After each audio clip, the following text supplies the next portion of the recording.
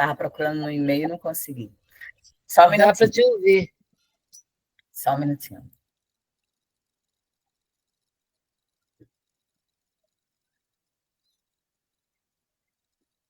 Pronto, voltou todo mundo aqui agora.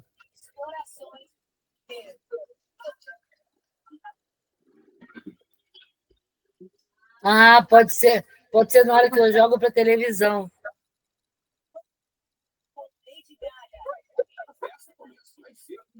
Pronto, podemos começar? Ih, que tá ruim hoje. Tá, então eu vou desativar o som de todos aqui, tá? Para não ter interferência. Vamos dar início, então, ao nosso estudo de hoje. Vamos dar início ao nosso estudo de hoje, do livro Missionário da Luz, né? Continuar o estudo do capítulo 12. Então, vamos fazer a leitura do exórdio de ambientação para que a gente possa iniciar os nossos estudos. Então, para isso, vou convidar a Adriana para fazer a leitura do exórdio do livro Caminho, Verdade e Vida. O exórdio de hoje é o capítulo 179. A lição é o Novo Mandamento. Para aqueles que estão acompanhando, a página desse livro é a página 373. Antes disso, na data de hoje, do dia 30 de abril, a nossa mensagem é tirada do livro de Emmanuel, no livro Vinha de Luz, do capítulo 35, e a mensagem que Emmanuel nos passa é: vigiai assim cautelosamente o plano de seus desejos. Então, Adriana, pode ficar à vontade para fazer a leitura do exórdio. Boa noite a todos. O novo mandamento traz o seguinte epígrafe: o novo mandamento vos dou, que vos ameis uns aos outros, como eu vos amei.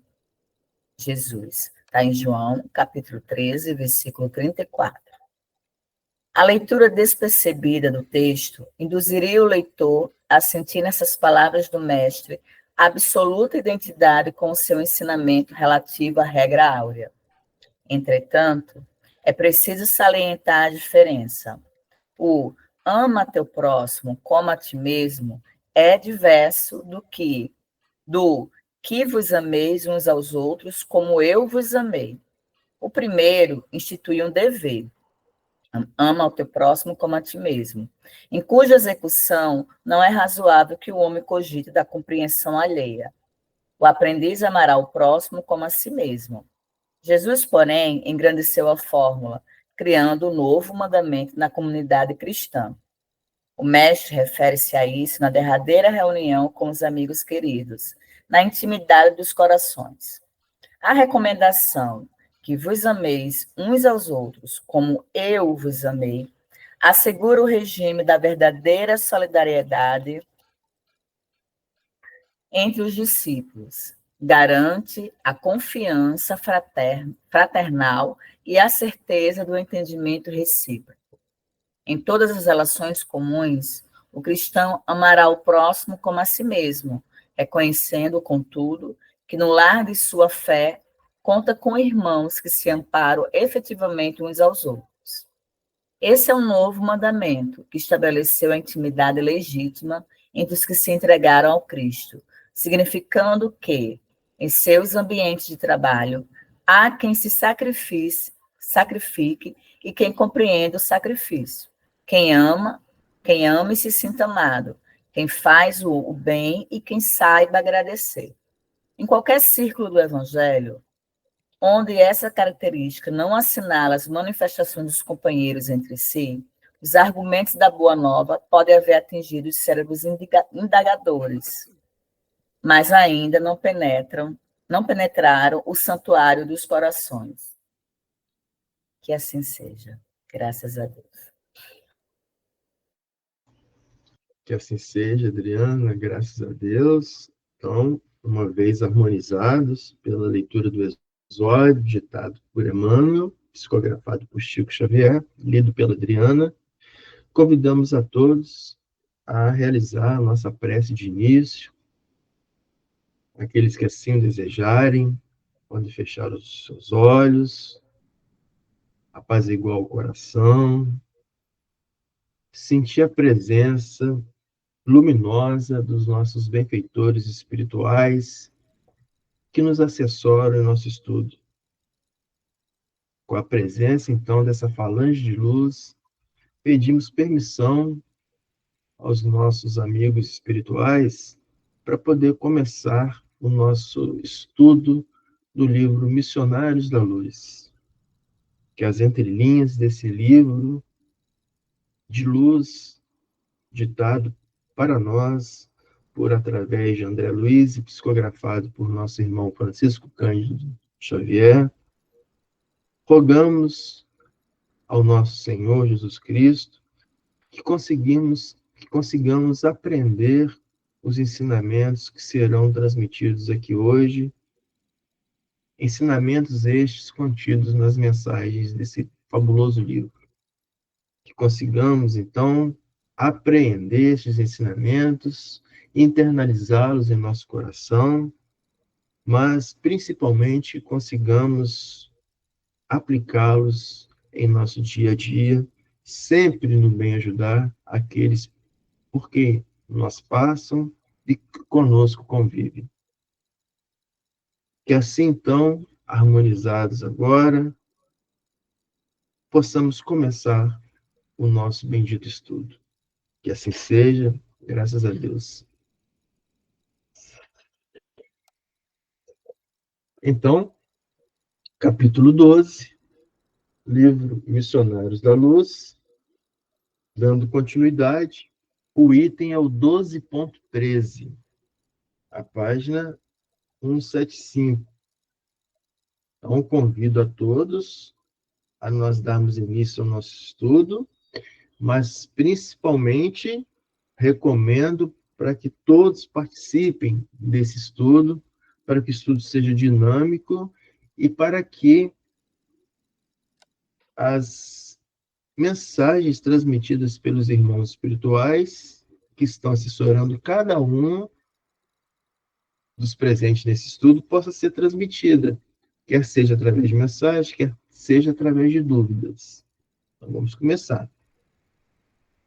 André Luiz, relatando sobre aquela visita, né, nos modelos anatômicos que ele estava visitando, estava estupefato com a beleza do corpo humano, com a beleza dos modelos masculino e modelo feminino. Diz André Luiz, minha estupefação não tinha limites. É forçoso confessar, porém, que minha surpresa se distendia muito mais ao fixar os eflúvios brilhantes que emanavam dos centros genitais, semelhando-se, em conjunto, a minúsculo santuário cheio de luz. Como eu dirigisse ao meu instrutor um olhar de indagação, seus esclarecimentos não se fizeram esperar. Disse-me Alexandre, sorrindo, após reaproximar de mim, em sentido geral, ainda existe muita ignorância acerca da missão divina do sexo. Né? Então, André Luiz estava estupefato com os modelos anatômicos masculino e feminino e observando o feixe de luz que irradiava dos órgãos genitais masculino e feminino. E com essa admiração, Alexandre fala para André Luiz, ainda existe muita ignorância acerca da missão divina do sexo. Por quê? Porque nós deturpamos a missão divina do sexo, a grandiosidade e a beleza do sexo. Certa vez, eu liguei a TV antes de ir para um curso que eu estava ministrando, liguei cedo a TV, devia ser 5h30 da manhã. E apareceu Chico Xavier falando. Uma entrevista de Chico Xavier, onde ele menciona, dizendo que se a humanidade conseguisse perceber como ela despreza as potencialidades de luz que é conferido a nós através da divindade do sexo, a humanidade seria muito mais feliz e criadora, né? Mencionando aí o poder divino do sexo. Se nós pegarmos Cristo nos fala sobre a beleza divina do sexo, mas dizendo que nós obscurecemos essa grandeza. Se nós pegarmos o Evangelho de Mateus, no capítulo 19 desse Evangelho, nos versículos 4 a 6, Cristo nos diz: não lestes que no princípio o Criador os fez homem e mulher? E disse: por isso deixará o homem pai e mãe e se unirá à sua mulher, e os dois se tornarão uma só carne. Assim, eles já não são dois, mas sim uma só carne. Portanto, que Deus uniu, ninguém separe. Né? Então, primeiramente, aí eu trago Cristo citando essa missão de luz do sexo. Nós vamos ver um pouquinho mais para frente do nosso encontro hoje. Essa missão de luz confere-nos a faculdade de sermos co-criadores em plano menor. Nós vamos ver isso, né? Então, é uma capacidade conferida a nós que foi evoluída em milhares e milhares de anos. Então, assim como a nossa inteligência ela evolui, o ato sexual também evoluiu até chegar à humanidade e continua evoluindo dentro da própria humanidade para que ele seja que ele atinja essa finalidade de luz. Então, o sexo saiu de um sexo animalesco entre os primatas, por exemplo, para que na humanidade ele pudesse ser aperfeiçoado com uma finalidade de luz, com uma finalidade de cocriação junto com a espiritualidade, né? E aí, só que na nossa inferioridade ainda, como espíritos imperfeitos que somos, nós deturpamos essa mensagem divina do sexo. E isso Cristo também nos trouxe em um dos seus ensinamentos. Então,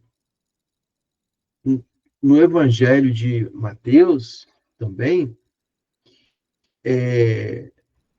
nos mostra Cristo sendo tentado junto aos fariseus.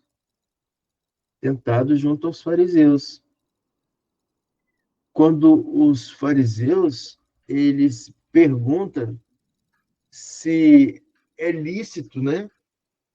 Se é lícito o homem separar de sua mulher. Por quê? Porque a criação ela é indissolúvel. A união ela é indissolúvel. Mas a união ela é indissolúvel enquanto geradora de luz. Né? Então, é isso que se faz quando os fariseus perguntam para Cristo se é lícito o homem separar de sua mulher. Por quê? Porque eles estavam querendo contra-argumentar a missão divina da união, como, por exemplo, a missão divina do sexo. Nesse caso que eu citei de Mateus 19, 4, 6, da união do homem com a mulher. Por quê? Porque quando os fariseus perguntam para Cristo se é lícito o homem separar de sua mulher, a resposta que Cristo dá é essa que eu apresentei para vocês. Não lestes que no princípio o Criador fez o homem e a mulher, e diz por isso deixará o homem pai e mãe e se unirá à sua mulher, e os dois se tornarão uma só carne? Então essa foi a resposta que Cristo deu para os fariseus. Por quê?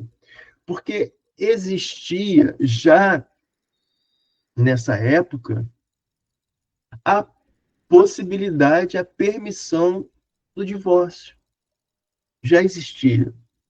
Então, se nessa pergunta, quando os fariseus colocam para Cristo se era lícito o homem separar da mulher, se Cristo fala que era proibido, estava indo contra o Torá. Estava indo contra o Torá e o próprio Deuteronômio. Porque no próprio Deuteronômio, lá no capítulo 24, o primeiro versículo de Deuteronômio, fala, amarra a permissão do divórcio por Moisés. E mais, o homem poderia se divorciar em várias situações. Por exemplo, se a mulher queimasse a comida que estivesse preparando para o homem poderia se separar dela, na época do Cristo. Então, o divórcio já vem daquela época, né?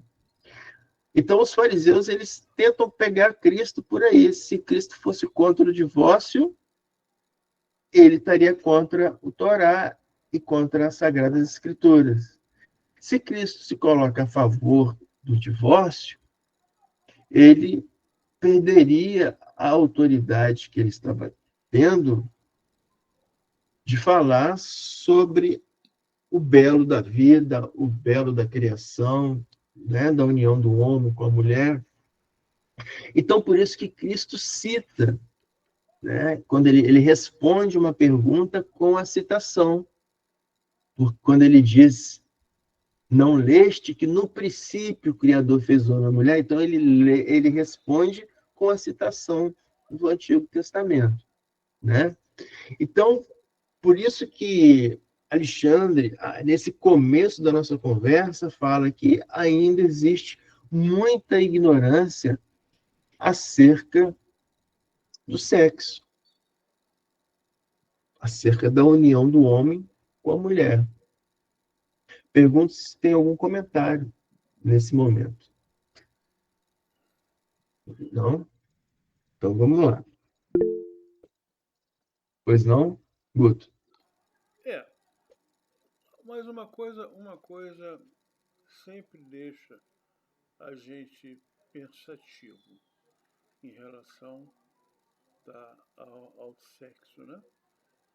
No sentido de o que é lícito, né? Lícito que eu digo assim, na atividade sexual, e o que é divino.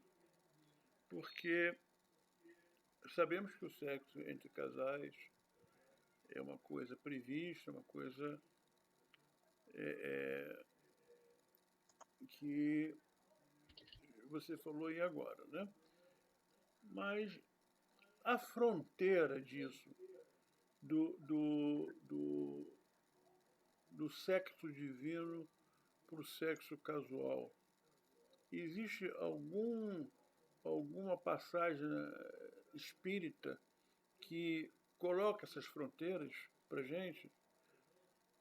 Não existe. O que existe na doutrina espírita, né, pelo menos que eu já consegui verificar, né, é sempre Emmanuel, André Luiz e os outros escritores nos dizendo sobre a harmonia sexual, sobre o sexo como um instrumento de harmonia, o sexo como um instrumento de elevação, né? Instrumento de elevação. E aí nós raciocinamos, né? Quando foge isso, né? A natureza do ato sexual uma função harmônica, uma função de elevação espiritual mesmo, quando você se une com outra pessoa, né? Quando foge a isso, foge à finalidade, né? Foge ao intuito da criação. Porque a manifestação do desejo sexual, ela pode se manifestar de formas muito diferentes de uma pessoa para outra. Muito. Muito diferente. Então, não existe uma linha que se possa dizer que nessa linha é aquilo que o divino ache que seria o mais correto, né? Porque cada pessoa tem uma necessidade diferente, reage de uma forma diferente, usa o sexo de forma diferente, mas é tão variado, tá, que é impossível até catalogar uma coisa dessa, né? De acordo com a emoção de cada um. Agora, parece que o que está mais claro nisso tudo é quando o sexo é fruto de uma união abençoada, né? Uma união para fazer a família, para constituir a família. Eu acho que aí cria uma certa fronteira. Né? Agora sim, a gente tem que... Aí entra naquele dilema, né? O que seria uma união abençoada? Né? União abençoada é aquela união que te traz paz. E essa é a união abençoada, é aquela união que te traz paz, que te traz sintonia com o divino. Isso é uma união abençoada. Né?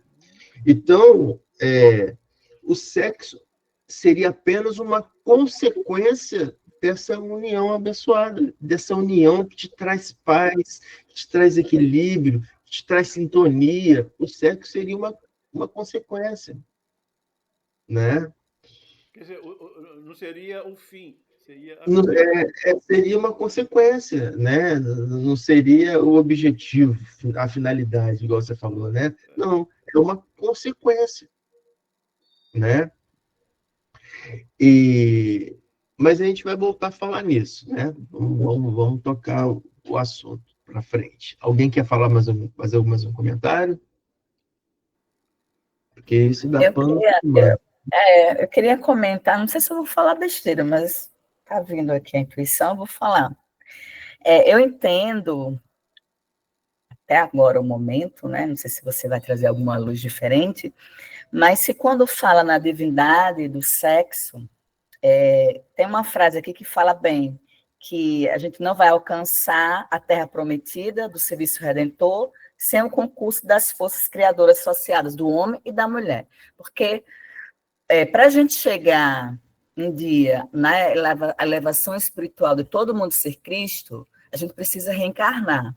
E para reencarnar, é preciso haver o sexo, né? Para poder gerar a vida e o espírito reencarnar. Então, eu entendo assim, nessa questão que também é divindade nesse sentido, porque o homem e a mulher, ele fala homem, mas entende homem e mulher, nós somos co-criadores de Deus, de Jesus, por conta disso, que é por meio, ainda aqui na Terra, né? Não sei em outro planeta, mas aqui na Terra é necessária a união do homem e da mulher para gerar um filho, né? Para gerar um ser. Então, nesse sentido, eu entendo assim a divindade nesse sentido. Não sei se Marco vai esclarecer mais alguma coisa a mais, ou se isso também é a divindade. Então, é como se, por acaso, não sabeis que vós sois deuses também, né? Aí eu vejo nesse sentido. Não no sentido de divino, porque está tendo a relação sexual, mas no sentido do divino, de você contribuir para que nós possamos chegar no patamar evolutivo. Tá. Aí eu pergunto para vocês, vou fazer uma pergunta, me desculpa, indiscreta, me desculpa, Chico Xavier, mas eu vou fazer essa pergunta em função do que eu ouvi uma entrevista de Chico falando, né? Vocês acham que Chico ele praticava sexo? Pois é. Eu acho que não. Não o sexo que nós conhecemos. Uhum. Então, o Chico falou nessa entrevista que se nós conseguíssemos utilizar as potencialidades do sexo como energia criadora para outras coisas, a gente desenvolveria muito mais a nossa capacidade como co-criadores. A força que tem, né? A energia. A energia. Então, a energia sexual é uma energia co-criadora. É uma energia co-criadora. Mas essa energia co-criadora, nós ainda utilizamos no acasalamento. Por quê? Porque ainda nós necessitamos, nesse plano físico, né, da união do homem com a mulher para poder gerar um filho, para poder gerar uma nova vida. Ainda, porque somos ainda muito principiantes do processo evolutivo, né?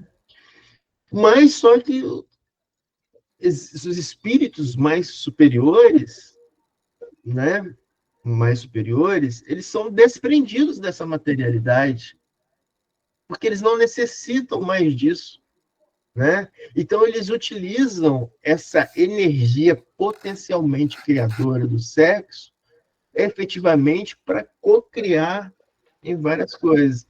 Então, você entendeu, Adriana? Quando você me fala assim, né, dessa função divina do sexo em gerar a vida, é uma das funções. Uma das funções. É uma das funções. Uhum. Mas comentou que ele utilizava essa capacidade para criar inúmeras outras coisas que a gente consegue visualizar esse apego. Eu assisti uma palestra, né, de um... Eu acho que ele é um espiritualista, não é um espírita, mas ele citava bastante Chico Xavier, né? Ele falou em um determinado momento, de uma determinada palestra, que no outro plano, né, quando a gente desencarnava, a gente ia estudar, ia trabalhar, tudo aquilo que a gente já sabe, né? Cada qual ia ter a sua função, trabalhar na sua vida espiritual e namorar também. Ele falou, né? Até eu fiquei assim, eu nunca tinha ouvido falar nisso. Ele namorar, os espíritos namoram onde eles estão. Não gerando filhos, que isso aí não faz, porque isso aí é reencarnação. Eu fiquei com aquilo na cabeça, né? Aí depois eu vou tirar dúvida sobre isso, né? Se existe isso, porque eu não tinha lido nada sobre isso, né? Vamos falar sobre isso então. É o seguinte. Vou só bloquear o som aqui. Então, é o seguinte. Nas colônias espirituais que são próximas da Terra, por quê? Porque a energia ainda está próxima da Terra devido ao nosso vínculo com a Terra, nosso processo evolutivo. Então, quando a gente desencarna, a gente vai para essas colônias espirituais próximas da Terra. E nós, quando desencarnamos, o nosso perispírito é um perispírito da Terra, porque o perispírito é retirado do fluido cósmico daquele planeta. Então, o nosso perispírito ainda está carregado ainda com essa necessidade. Então, com relação a isso que você falou, sim. Né? Por quê? Porque nós ainda estaremos carregados com essa necessidade. À medida que nós vamos evoluindo, o nosso perispírito ele fica mais rarefeito e desvinculado com a Terra. À medida que nós, por exemplo, vamos para o mundo de regeneração. Então, o nosso perispírito vai ser em função do mundo de regeneração. Então, nós vamos ficando mais independentes dessa necessidade sexual. Por quê? Porque o sexo é desse mundo materialista e grosseiro. Então, e aí, o que acontece? Quanto mais nós vamos nos desprendendo desses mundos inferiores, o nosso espírito ele fica mais livre desse perispírito. E o nosso espírito não tem sexo. O nosso espírito não tem sexo.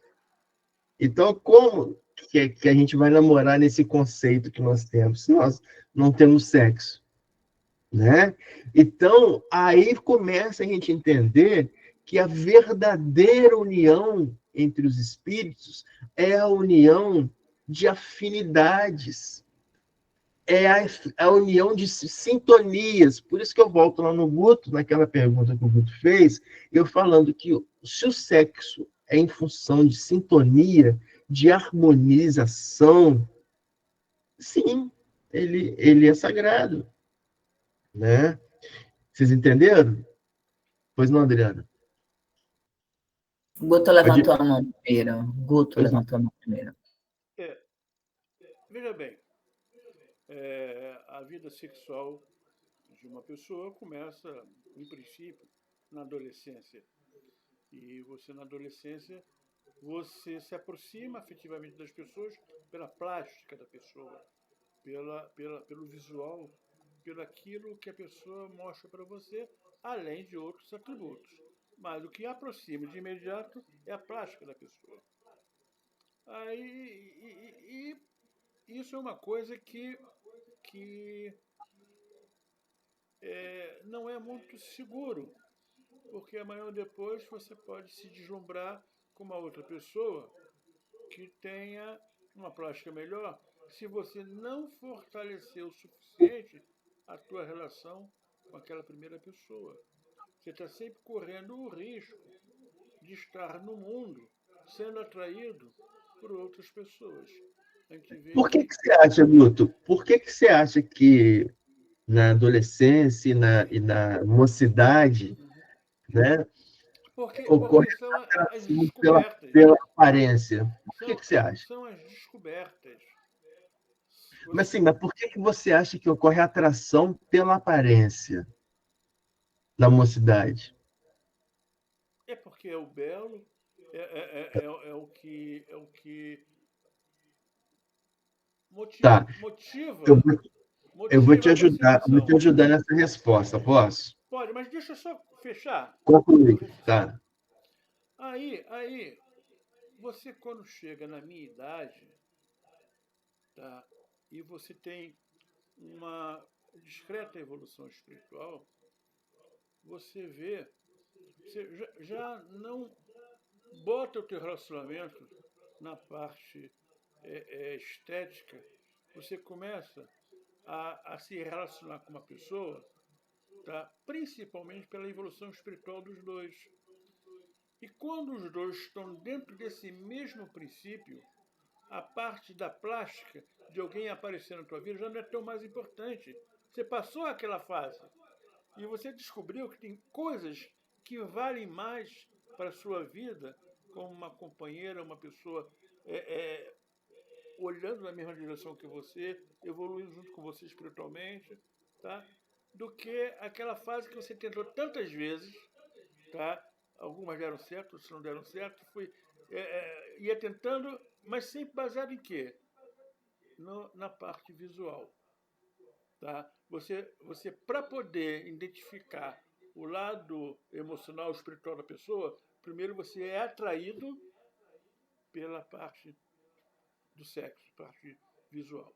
Aí você vai descobrindo outras coisas que poderão ou não sustentar a tua relação. Tá? Sim. E está sempre correndo o risco de alguém aparecer para desestabilizar isso, porque você está focado na parte física, não na parte espiritual, emocional, do crescimento das duas pessoas nessa área. Então vamos lá. Deixa eu só, antes de eu passar para a Adriana, tá? Eu vou só falar do processo evolutivo, né, na biologia. Processo evolutivo. Então, o que a natureza criou de artifício para que pudesse preservar e evoluir a espécie? Preservar e evoluir a espécie. Então, evolução, preservar a espécie. União do macho com a fêmea através de através de estímulos bioquímicos, que essa atração é nada mais, nada menos que estímulos bioquímicos. Então, a biologia, ela fez isso para gerar o acasalamento e, com isso, dar continuidade. Mas e para evoluir? Para que essa continuidade gerasse indivíduos mais evoluídos biologicamente. Então, o processo bilenar evolutivo, né, da animalidade, o que a natureza foi inserindo ali? Foi inserido os genes, no material genético ali nosso, né, não digo nosso, animal. Para quê? Para que no período de, entre aspas, de intensa fertilidade, ou seja, necessidade física sexual, nós bioquimicamente procurássemos o quê? Os melhores genes para poder se acasalar, se encontrar. Isso é biológico. Então, a estética é uma dessas nuances. Então, quando procuramos, né, quando na mocidade, né, nós somos atraídos mais pela aparência. Por quê? Porque biologicamente, né, a evolução nos conduziu a isso, que parceiros mais afeiçoados, aparentemente, poderiam portar genes mais efetivos no processo evolutivo. Então, isso é animalesco, entendeu? Isso é a tendência animalesca que veio a biologia carregada. E quando nós estamos na mocidade, nós estamos no ápice, né? No ápice dessa energia sexual. Então, o que fala em nós? Essas heranças animalescas. Então, por exemplo, o meu desejo sexual incontido na mocidade é uma tendência animalesca no meu processo evolutivo. Então, o que fala essa tendência? Você tem que procurar os mais aparentemente afeiçoados, por quê? Porque inconscientemente, né, vai gerar uma espécie melhor. Então, isso é a natureza. Quando nós vamos amadurecendo, é como se fosse o processo evolutivo do espírito, numa pequena jornada na Terra. Quando nós vamos amadurecendo, nós deixamos de sofrer essa influência biológica da animalidade, né? Da animalidade, que trazia o sexo apenas como essa força de procriar para gerar novas espécies mais saudáveis. Então, nós começamos a deixar de se preocupar, de sofrer influência da materialidade e passamos a sofrer influência do espírito. Quando nós começamos a sofrer influência espiritual, nós procuramos nos unir não somente através da influência sexual, mas, sobretudo, pela influência das ideias, pela conexão das ideias, que aí já é espiritual, já é uma conexão mais espiritual. Mas isso só vem com a madureza, porque na mocidade nós ainda estamos muito afeiçoados, muito agarrados com a animalidade, com a influência sexual animalesca. Pois não, Adriano? Somente para exemplificar, no filme de Divaldo, da história de Divaldo Franco, tem uma passagem, na mocidade, ele está se queixando a Joana de Ângeles, que ele quer arrumar uma companheira, né? Ele quer se casar, ter filhos. A Joana de Ângeles chega para ele e diz: Divaldo, não está no seu plano reencarnatório você se casar. Catalise essa energia em outra área. Exatamente. Agora catalise essa energia divina do sexo para outra área. Ou seja, vai ser o Exatamente. sexo, vai ser a energia sexual de cocriação, só que vai ser desvinculada dessa animalidade. Verdade. Aí eu lembrei disso, Marcelo. Então, assim, nós recebemos, né, essa capacidade de cocriação. Só que, como nós somos aí muito pequenininho na evolução, essa dádiva da cocriação fica muito restrita ao ato sexual. Mas a partir do momento que nós vamos evoluindo, nós vamos começando a intensificar essa cocriação no patamar muito maior. Por exemplo, Chico, Divaldo, né? Pois não, Kedman?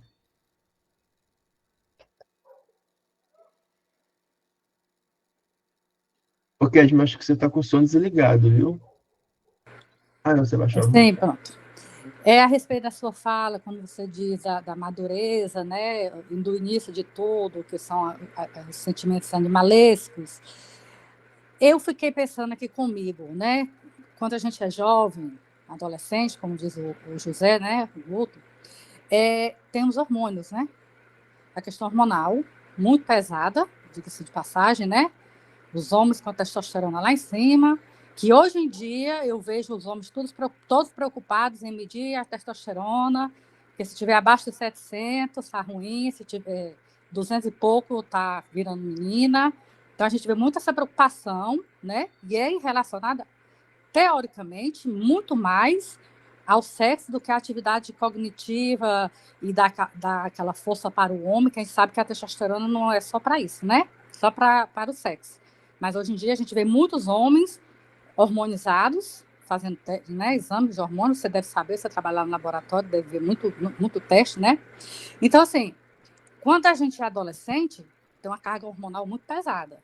Quando a gente vai ficando mais velho, as mulheres vão perdendo estrogênio, os homens vão perdendo testosterona, e é de praxe se acalmar mais um pouco quando você fala da questão da madureza, né? Eu estou puxando um pouquinho para a área científica, obviamente, entendendo a questão espiritual que você falou, né? Mas eu queria ressaltar aqui que tem esse peso aqui na Terra da questão hormonal da gente, né? A gente, quando é criança, as meninas, os rapazes, né?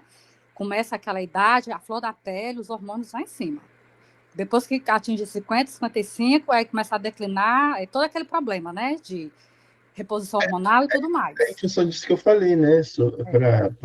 No início, a finalidade é uma, no Sim. meio é outra e no final é outra. Isso. Aí hoje a gente vê muito essa questão as mulheres, né, menopausadas, todas fazendo reposição hormonal, não é isso? Para ficarem mais, né, mais jovens, mais atuantes, mais tudo.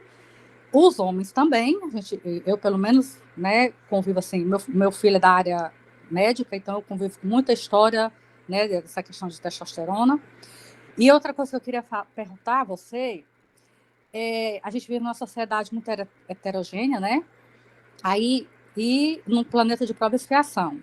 Aí quando você fala assim, o homem e a mulher, né, foram feitos para reproduzir, né, e tal, o começo de tudo, da vida. E hoje a gente vive numa sociedade, né, que a gente vê muitas coisas diferentes surgindo, a gente não sabe onde enquadrar. Não é preconceito, estou só explanando o que a gente vê hoje na sociedade. Pessoas que são transgêneras, né? Pessoas que são assexuadas, pessoas que gostam de fazer as coisas com árvore, com pedra, com golfinho, né? E a gente tem que aceitar, não é uma crítica, é o que a gente vê hoje, né? Pessoas que... Tem um termo que eu vou falar aqui, mas todos já ouviram, e eu não estou falando aqui com deboche, que é a questão que eu não sei o que é boiceta, eu não sei o que é, né? Que hoje está aí. E aí eu quero entender, hoje, a gente caminha para, nessa questão sexual, uma evolução, ou a gente está retroagindo, a gente não retroage, né? O ser humano não retroage, o que é que está havendo, né, nesse sentido? E também, outra pergunta, aí eu vou finalizar essas 3 perguntas, que a gente tem sociedades que são poligâmicas, sociedades que são monogâmicas, né? as monogâmicas, alguns estudiosos, historiadores, né, e pesquisadores dizem que foi uma imposição para botar um cabresto na mulher, e a gente sabe que no mundo existem sociedades poligâmicas que vivem muito bem, né? Aí você fica, onde encaixa a questão espiritual nesse sentido, né? De tudo isso que eu falei. Certo. Então, vamos lá. Com relação, né, às opções sexuais, tal, isso é normal. Por que que é normal? Porque nós estamos caminhando para um mundo de regeneração, uma mudança de patamar. Quando a gente começa a caminhar para uma mudança de patamar, a gente começa a perceber que o protótipo de homem e mulher é protótipo biológico, porque nós somos seres espirituais. Nós somos seres espirituais. Então, o que começa? Começa a dar exatamente essas inconstâncias no processo de mudança de patamar. Poxa, é alguém que não se correlaciona com o sexo biológico, né?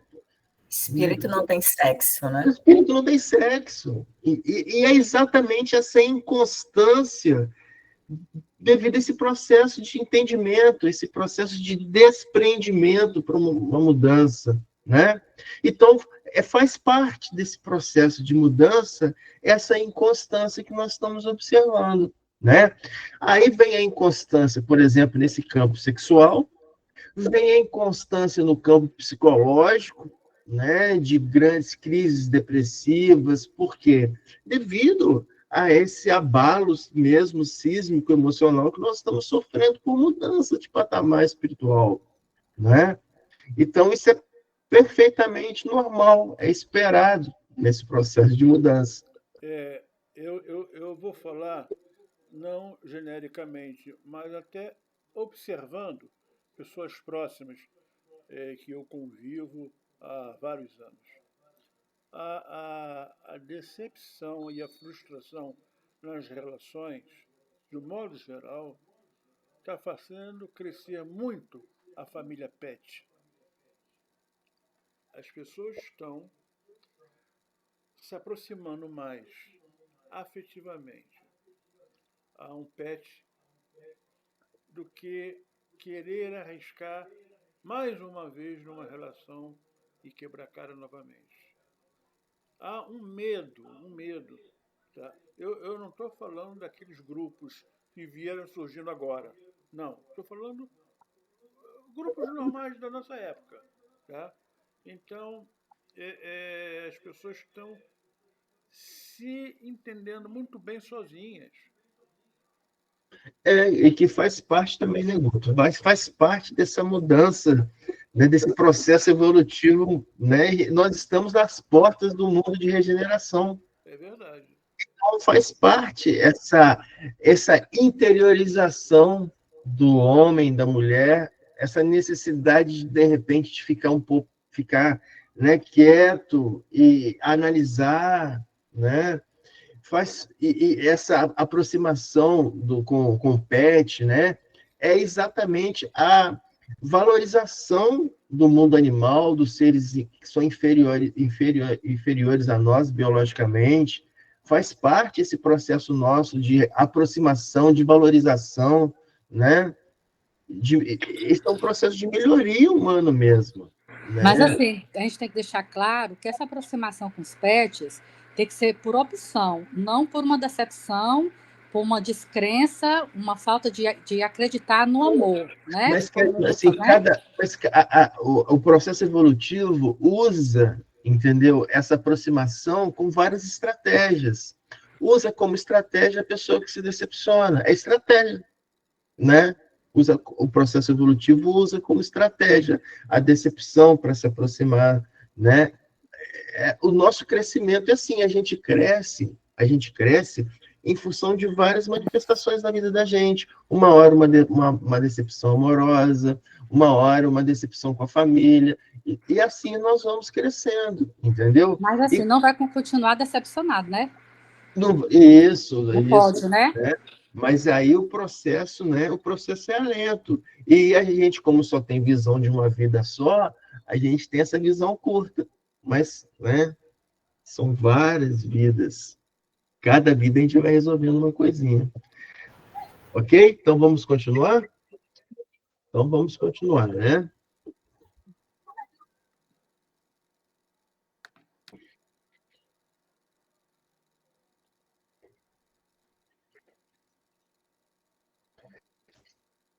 Ainda existe muita ignorância acerca da missão divina do sexo. Para nós, porém, então, falando da espiritualidade, lá do ponto de vista de André Luiz, Alexandre explicando para ele. Para nós, porém, que desejamos valorizar as experiências, a paternidade e a maternidade terrestre são sagradas. A faculdade criadora é também divindade do homem. Então, a faculdade criadora é também divindade do homem, ou seja, é essa parte da herança divina que nós temos, essa capacidade criadora. E aí, nós vamos falar agora um pouquinho desse plano de cocriação, essa dádiva, esse talento de cocriação que nós herdamos. Para isso, nós vamos utilizar André Luiz no seu livro Evolução em Dois Mundos. Então, eu tirei 3 tópicos da Evolução em Dois Mundos, tudo do capítulo 1. O capítulo 1 é chamado Fluido Cósmico, desse livro Evolução em Dois Mundos.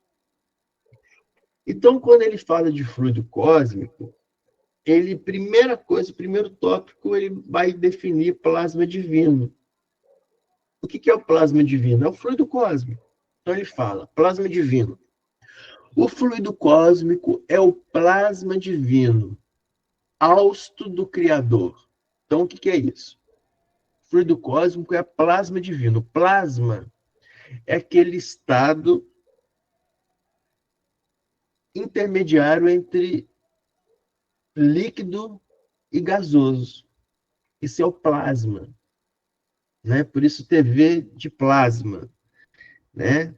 É esse gás rarefeito. Então, o fluido cósmico é o plasma divino, ou seja, é esse gás rarefeito, o hausto do Criador, é a respiração do Criador, é o bafo do Criador, né? Quando a gente faz assim, né? Isso é o hausto, né?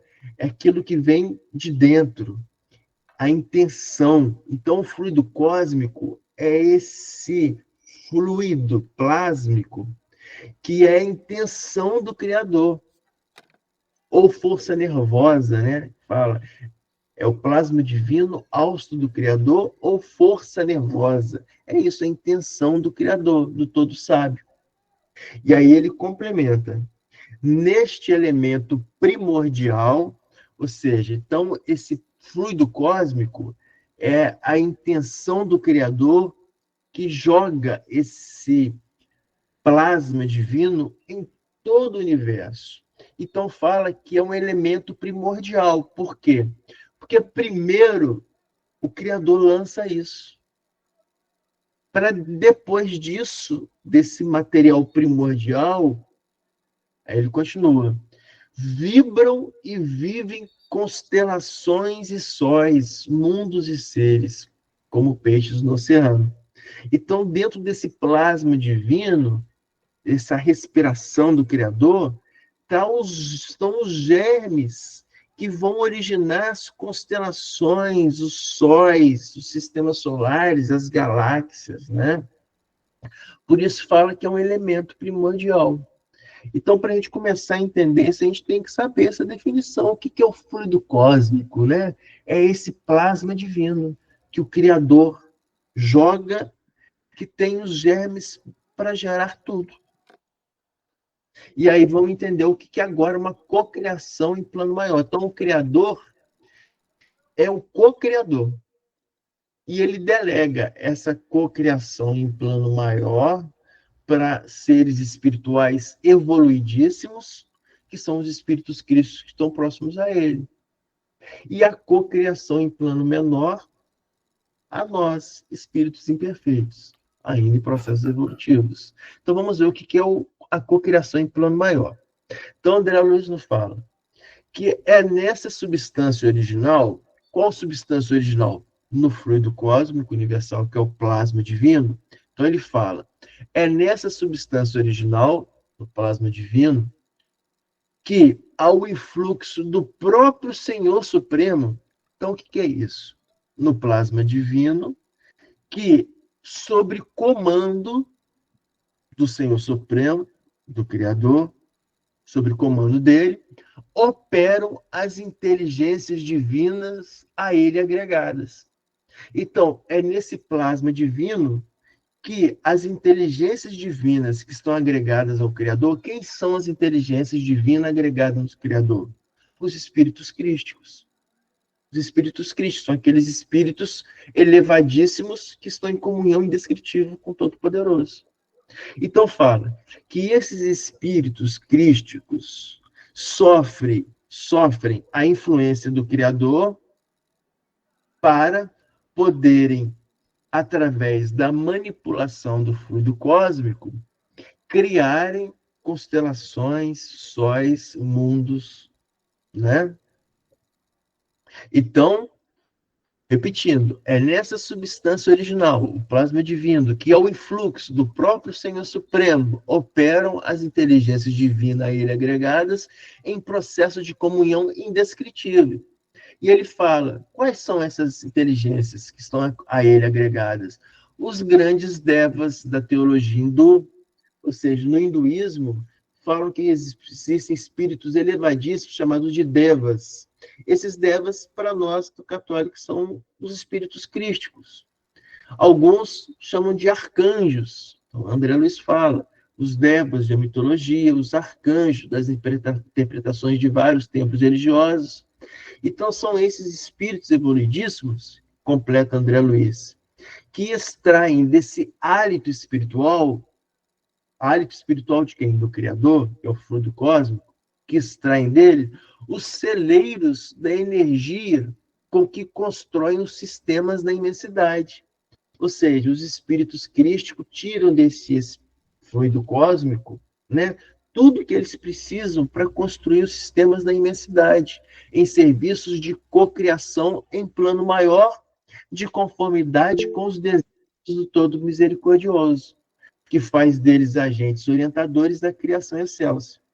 Essas inteligências gloriosas tomam o plasma divino e convertem em habitações cósmicas de múltiplas expressões. Pois não? Fala, Guto. Seria errado nós raciocinarmos que o fluido cósmico seria a placenta do universo, onde tudo é desenvolvido lá dentro? Sim, exatamente. Só que a placenta é uma coisa muito material, né, para a gente comparar, né? Então, quando falo plasma divino, por quê? Porque é um gás, que nos envolve. Então, por isso que Paulo fala, não sou eu que vivo, mas ele que vive em mim, quando Paulo descobre isso. Porque ele vê que ele é envolvido por Deus. Então, Deus é isso. Então, o fluido cósmico é essa energia divina que vai envolvendo, criando tudo. Isso que é o fluido cósmico.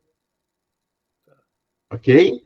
E é nesse fluido cósmico que os espíritos crísticos manipulam para criar os planetas. Então, lá em Gênesis, fala muito bem isso. E o verbo se fez carne, né? Então, o que começa a Gênesis falando, né? Quando Deus fala e o espírito crístico executa, cria com a manipulação do fluido cósmico o planeta Terra. Ok? Agora vamos ver o que é cocriação em plano menor. Então, nós vimos que a cocriação em plano maior é essa, dos espíritos crísticos criando a imensidade. A cocriação em plano menor. Então, André Luiz nos fala. Em análogo alicerce, as inteligências humanas que ombreiam conosco utilizam o mesmo fluido cósmico. em permanente circulação no universo, então esse fluido cósmico está em permanente circulação no universo, para a cocriação em plano menor, assimilando os corpúsculos da matéria, desse fluido cósmico, com a energia espiritual que lhes é próprio, formando assim o veículo físico-psicossomático em que se exprimem ou cunhando as civilizações que abrangem no mundo a humanidade encarnada e a humanidade desencarnada. Então vamos entender o que é isso. Então ele fala que a humanidade, ela utiliza do seu espírito, da potencialidade do seu espírito, com as informações contidas no fluido cósmico universal, para criar várias coisas. Por exemplo, civilizações imensas. Não é isso? Se nós observarmos, por exemplo, vamos observar na civilização egípcia antiga, né? Então, o homem utilizou a sua força criadora para criar pirâmides, para criar tecnologias daquela época. Agora, o homem utiliza a sua força criadora para criar inovações tecnológicas. E isso é a cocriação em plano menor. Inclusive o sexo. É a cocriação em plano menor para gerar uma vida. Vocês entenderam? Cocriação em plano maior, cocriação em plano menor. Mas aí é interessante que André Luiz ele vai terminando falando o seguinte: essa cocriação é tanto para a humanidade encarnada quanto para a humanidade desencarnada. Como? Por exemplo, as colônias espirituais. As colônias espirituais não são formadas pelos próprios espíritos que ele trabalha? Né?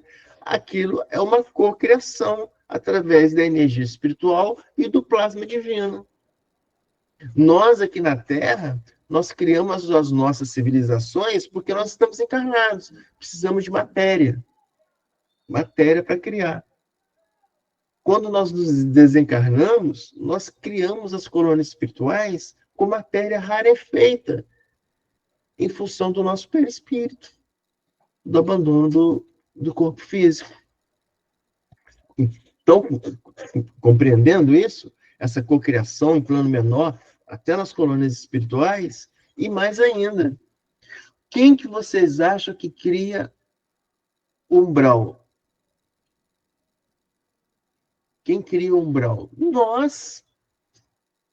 Nós que criamos o umbral através da nossa consciência, através do nosso apego materialista.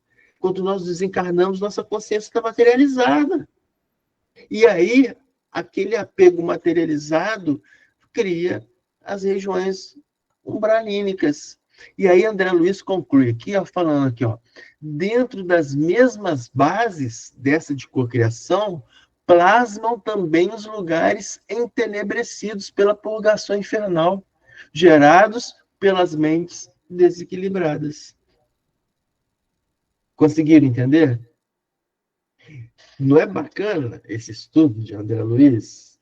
É lindo, né? Falando desde o início do fluido cósmico, passando pela cocriação maior, pela cocriação em plano menor, até nas regiões umbralínicas que nós criamos. Nós plasmar, gente, é isso. Plasmar é você pegar a sua energia espiritual e manipular o fluido cósmico. Isso que é plasmar. E aí existem espíritos evoluídos que conseguem plasmar o fluido cósmico e gerar materializações, né? Não tem? Sheila materializava para Chico Xavier, né?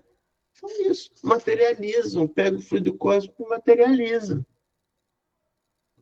Ok? Alguém quer fazer algum comentário? Né? Eu acho esse texto do André Luiz, desse livro Evolução dos Mundos, esse início formidável para explicar o que é fluido cósmico, cocriação, plano maior, plano menor. Então, vamos lá. Então, vamos continuar.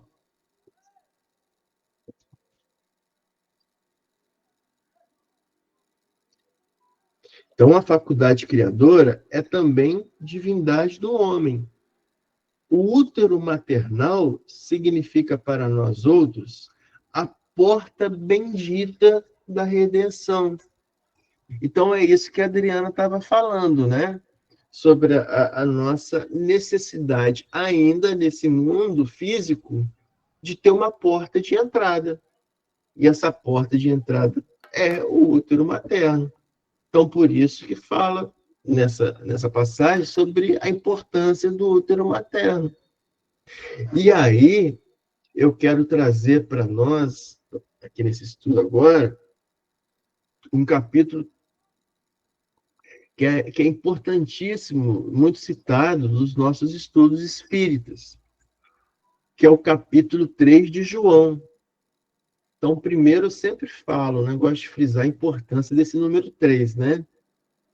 Que é o número da Trindade, dos 3 pontos, que formam o plano básico, que é um triângulo, né? Por isso que o triângulo é a conexão da Terra com o divino, por isso que as pirâmides têm formato de triângulo. Então, esse número 3 é um número muito rico, muito rico. E o capítulo 3 de João não poderia ser diferente. E mais, além do número 3, eu sempre falo do 12, né? Que o 12 significa integralidade, totalidade, né? Então, o capítulo 3 de João, que é divino, e os 12 primeiros versículos dão uma informação muito importante para os nossos debates espíritas. É o diálogo entre Cristo e Nicodemos. Então, o capítulo 3 de João, dos versículos 1 a 12, é o debate entre Cristo e Nicodemos, falando sobre a importância do útero materno. Importância do útero materno. Então, o que fala isso? Então, vamos dar uma lida para nós nos recapitular. Havia um fariseu chamado Nicodemos. Então, começa assim o capítulo 1 até o versículo 1 até o versículo 12 do capítulo 3. Então, havia um fariseu chamado Nicodemos, uma autoridade entre os judeus. Então, veja que João ele faz questão de falar de Nicodemos e mencionar que ele é uma autoridade entre os judeus. Por quê? Porque se ele era uma autoridade entre os judeus, ele era um cara estudado no Sinédrio, sabia de cor e salteado o Torá, era letrado, então tinha muita informação. Então é isso que João está querendo passar para a gente nesse início, do Nicodemos. E continua João dizendo, ele veio a Jesus à noite e disse, então, por que ele procura o Cristo à noite, né? Muito provavelmente para não ser visto entre os fariseus, né? Não ser visto entre os fariseus procurando o Cristo. Mas vocês falam, ué, Marco, mas assim, sempre nas passagens nós temos os fariseus interrogando o Cristo de dia. Por quê? Porque isso faz parte do confábulo, né? Do confábulo do fariseísmo lá. Então, a alta corte do fariseísmo reunia e criavam artifícios para testar o Cristo, para poder ver se pegava o Cristo em algum ponto fraco. Então, mandavam os seus discípulos, né, os fariseus, irem durante o dia para poder fazer isso que estava em consonância com a aristocracia dos fariseus. Só que Nicodemos, ele estava dissuando dessa aristocracia, ele não estava concordando, Nicodemos. Então ele não poderia fazer isso durante o dia para não ser visto, porque ele estava discordando disso que eles faziam. Então, quando Nicodemos ele sai e vai à noite, então ele vai não para fazer esse teste com Cristo, mas ele vai para poder aprender com Cristo. Então, por isso que é a saída dele à noite. Então, por isso que João fala, ele veio a Jesus à noite e disse, mestre, sabemos que ensinas da parte de Deus. Então, ele vai falando já com Cristo. Ele, pessoal, eu sei que o Senhor está em Deus, ensina as coisas do divino. Pois ninguém pode realizar os sinais milagrosos que está fazendo, se Deus não estiver com ele. Então, primeiro, Nicodemos ele vai e atesta a autoridade divina do Cristo. Aí no versículo 3, a resposta do Cristo. Em resposta, Jesus declara: digo a verdade, ninguém pode ver o reino de Deus se não nascer de novo. Olha a importância do número 3, hein? O capítulo 3 e o versículo 3. Então, nos dois primeiros versículos, é só para mostrar Nicodemos. Falar que ele era instruído e que ele compreendia a natureza divina do Cristo e queria aprender com Cristo. E o versículo 3, Cristo já vai e já joga a principal parte dessa passagem. Ninguém pode ver o reino de Deus se não nascer de novo. Como um homem velho pode nascer de novo? Isso. E aí, continua Nicodemos. Como alguém pode nascer sendo velho? É claro que não pode entrar pela segunda vez no ventre de sua mãe e renascer. Então, aí, a importância do ventre, né? Nós estamos falando, Alexandre falou da importância do ventre materno.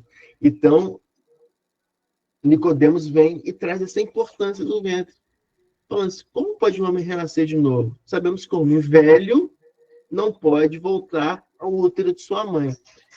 Então, esse homem velho é esse homem com concepções velhas.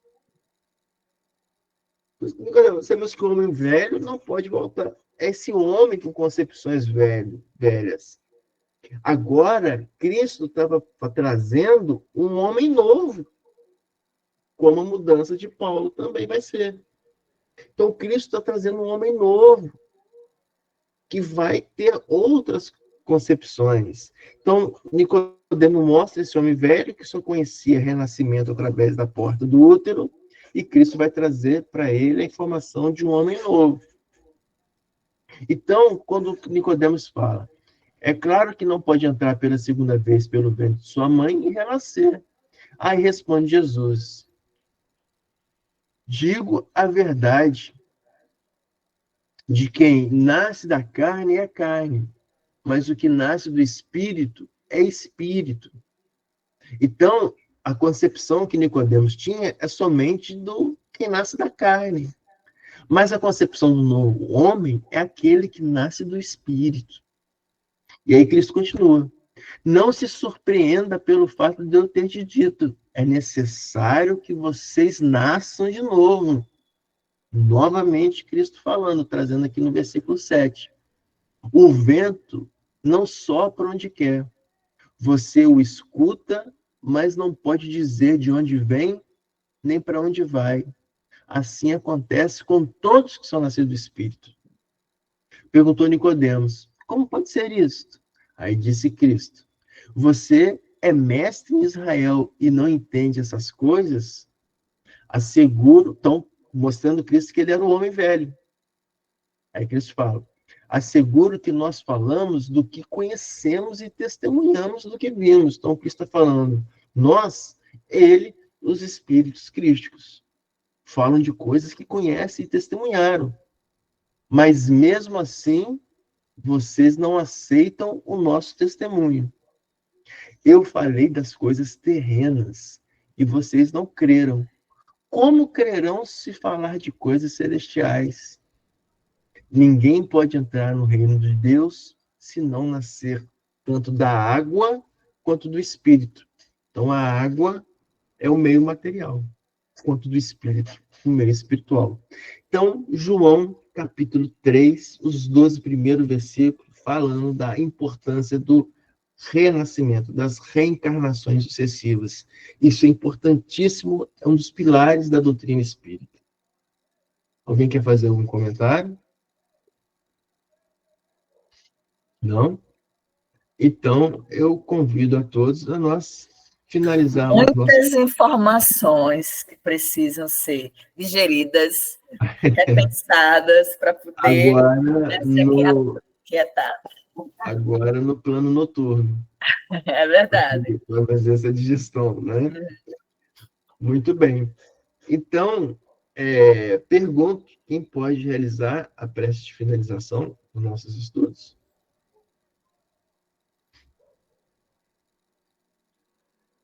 Ô, Guto, pode fazer, Guto? Pode? Vamos fechar nossos olhos, tentarmos nos conectar com a divindade e agradecer por esse encontro maravilhoso que tivemos hoje, com tanta informação para o nosso crescimento espiritual, nosso entendimento sobre um pouco desse amor que Jesus veio ensinar. Tudo que se aprende tem a ver com o amor que Cristo nos deixou e quer que nós aprendamos. Temos que aproveitar essas oportunidades para poder